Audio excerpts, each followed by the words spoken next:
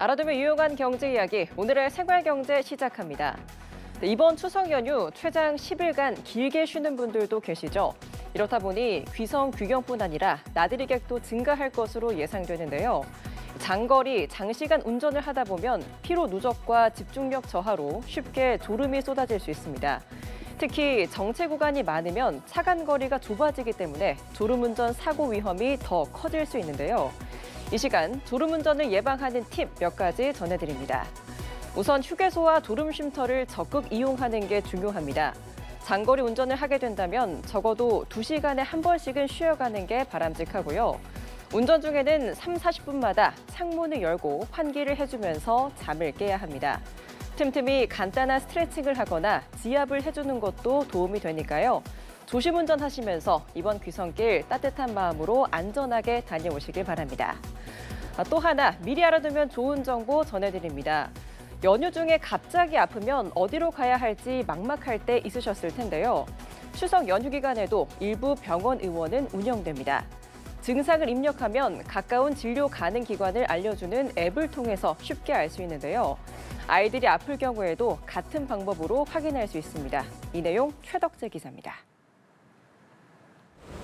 이번 추석 연휴 진료를 하는 병원과 의원, 약국 현황입니다. 전국 16,000곳 가까이 문을 엽니다. 병원과 의원이 8,799곳, 약국이 6,964곳입니다. 아플 때 무턱대고 집을 나설 필요도 없습니다. 응급똑똑 앱을 사용하면 직접 증상을 입력할 수 있고 사용자 위치를 중심으로 병의원과 약국, 달빛 어린이병원, 응급실 등의 진료 과목, 진료 여부 등 의료시설 정보를 확인할 수 있습니다. 아이들이 아플 때는 아이 안심톡을 쓰면 됩니다. 소아 전문의, 응급 전문의가 24시간 상담을 제공하는 소아 전문 상담센터입니다. 아이 안심톡에 접속하면 먼저 응급똑똑 앱에 기반한 증상 분류를 해야 합니다. 의료진은 입력된 소아 환자의 증상, 과거 병력을 바탕으로 가정에서 가능한 응급처치, 상비약 이용 안내, 추후 증상 변화에 따른 추가 조치 사항 등을 게시판 답글 또는 전화로 안내합니다. 의료진이 답변을 남기는 즉시 보호자에게 문자 등으로 알림을 제공합니다. 정부는 연휴 기간 전국 문 여는 의료기관들을 점검하고 특히 응급실 관리에 중점을 두겠다는 방침입니다. 연휴 기간 내 외래 진료 공백을 해소하고 응급실 과밀화를 해소하기 위해 문 여는 병의원과 약국은 한시적 수가 가산을 통해 최대치로 확보하겠습니다. 연휴 동안 의료기관들이 문을 열지만 응급시에는 최대한 빨리 119로 연락하는 게 급선무입니다. 호흡곤란, 갑작스런 팔다리 저림, 혀마비 등 중증 질환에 동반되는 증상이 발생하는 경우에 해당합니다.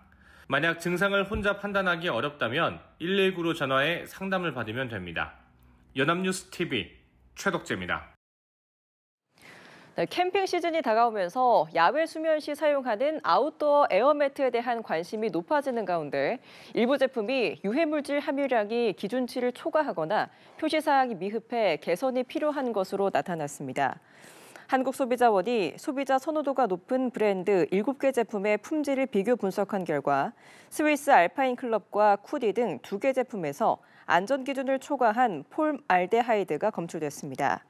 또 에어매트는 영유아의 수면 중 질식 사고를 유발할 위험이 있음에도 3개 제품은 제품 표면에 3세 미만 사용 금지 표시가 없거나 영어로 표시하고 있어 개선이 권고됐습니다. 국가유산청이 오는 11월까지 천연기념물 등 동물의 불법 박제 표본 자진 신고 기간을 운영합니다.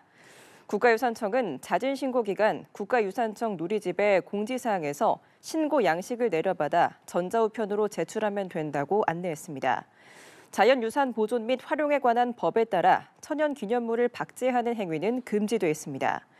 국가유산청은 무허가 박제 표본은 천연기념물 동물의 불법 포획과 밀거래를 부추기는 주요 원인이라며 자진 신고 기간 이후 확인된 불법 행위에 대해 엄정 조치할 계획입니다.